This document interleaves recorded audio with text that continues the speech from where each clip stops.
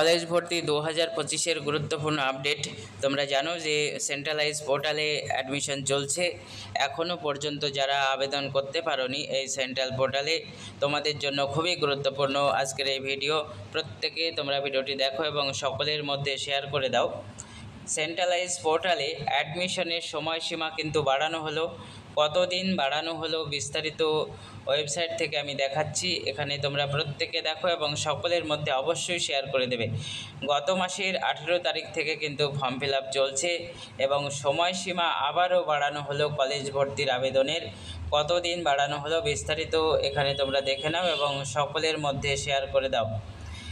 The last date of registration and application for phase 1 of admission is extended till 15/7/2025 until further order, অর্থাৎ পরবর্তী notice না আসা পর্যন্ত আপাতত জুলাই মাসের 15 তারিখ পর্যন্ত কিন্তু বাড়ানো হলো আবেদনের সময়সীমা।